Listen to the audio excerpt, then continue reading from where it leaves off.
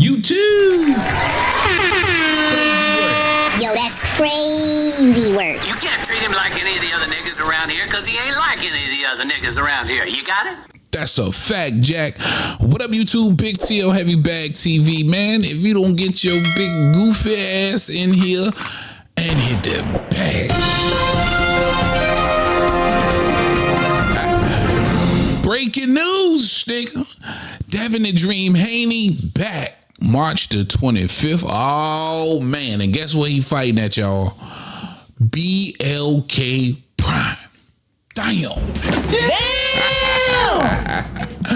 Dev back, boy, and he back on BLK Prime. That's crazy work. Now, if you guys can remember, man, listen, Terrence Bud Crawford fought on BLK Prime just a couple of years ago when he took on David Avenetian. I gave you guys a critique about BLK Prime then as far as production in its entirety, and I thought they did a great job, man. I didn't think they skipped a beat when you compared them to other promotional company platforms like ESPN and Showtime at the time, DAZN. They did a really, really good job, nice and crisp. I thought it was a seamless broadcast, right? So shout out BLK Prime, getting another opportunity to host what many believe is a big name in the sport of boxing. Now, my only thing is to help draw some interest in this BLK Prime production and broadcast with Devin Haney is you got to have a decent opponent. Right now, where are they going to find this hopefully notable name to give, you know, Devin a dance partner on March the 25th? Now, a lot of people are speculating it's going to be a tomato can, especially coming off the beating Ryan Garcia put on him. And listen, for a lot of people, it's a step backwards, right? You used to seeing them on ESPN and DAZN, those big platforms. Now, you know, it's almost like you've been downgraded to somebody like a BLK Prime.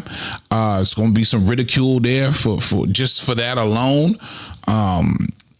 And maybe it speaks to where his career is at this very moment. And I'm not saying that it is, but listen, let's keep it funky.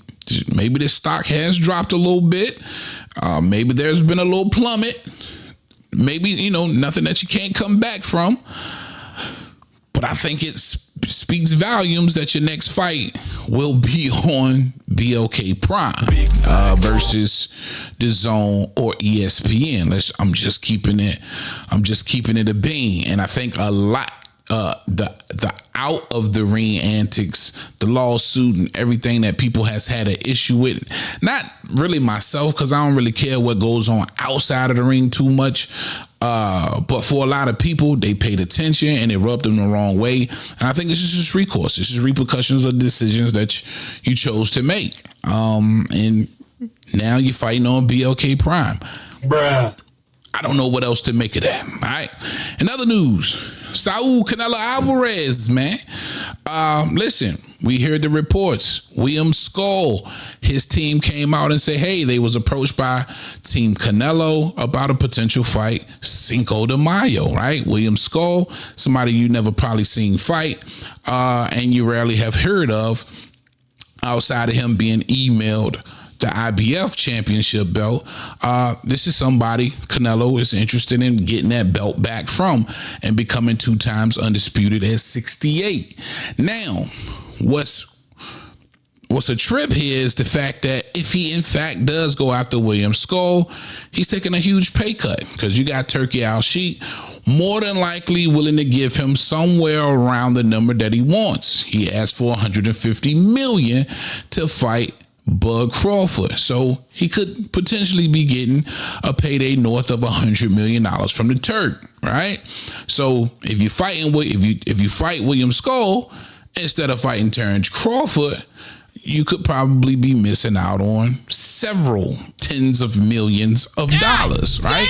Because listen, let's keep it funky. You just not going to generate nowhere near that fighting William Skull, and it's not like William Skull's not going to be there. Or even if he loses the belt in the time you fight Bud Crawford, whoever he loses it to, you can go after that guy. Crawford's 37 years old. He's not getting any younger.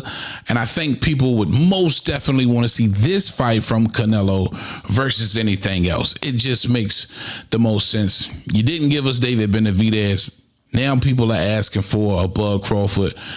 And I don't think he's going to deliver that fight as well. But I definitely want to know y'all's thoughts in the comment section. Let me know exactly what you think old Cinnamon is going to do. Now, last order of business. Gervonta Tank Davis, the 5'5", the 5'5" giant out of Baltimore.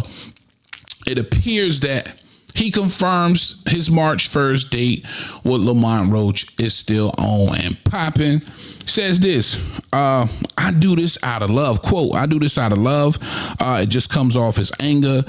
If you felt any type of pain, it's supposed to turn you up. Hashtag the one, March 1st. Hashtag long live my big bro. All right, so a couple of weeks ago, we saw him put out the tweet or on Instagram, he posted the fact that the fight was canceled. He posted that the fight was canceled, but it looks like that could have been out of some type of frustration. And we all know in PBC land, he's the goose that lays the golden eggs.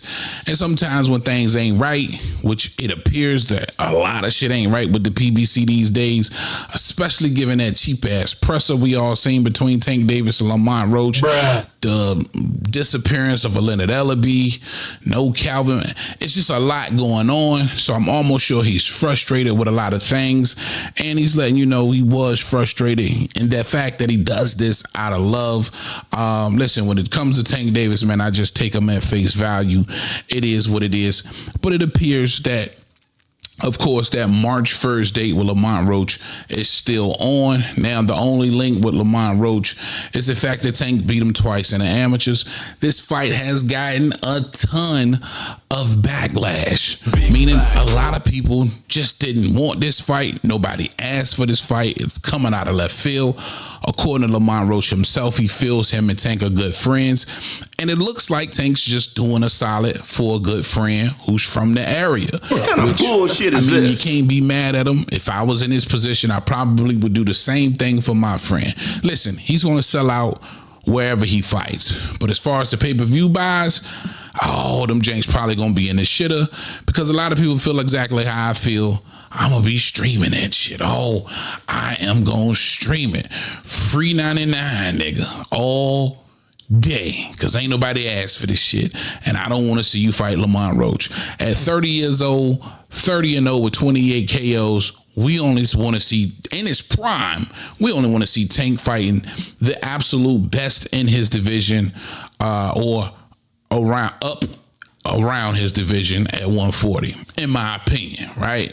Notable names, and I'm sorry, Lamont Roach just isn't that. Bruh. All right, man, that's all I got for y'all on this one. Oh, well, real quick, on my lives, thanks for everybody who's coming out, supporting me on the lives. If you want to be in the intro and the outro, where you see everybody shouting out the channel, make a quick 5 to 10 second video shouting out the channel. Get with me on Instagram at HeavyBagBoxingTV in the DMs. I promise you, I'll add you to the intro and the outro because I definitely appreciate the love. And everybody who's already done so, thank you so much, man. Much love. All right, that's all I got for y'all on this one. Big T.O. Heavy Bag. I'm out of here. Talk to him, Roger. Most motherfuckers don't know shit about boxing.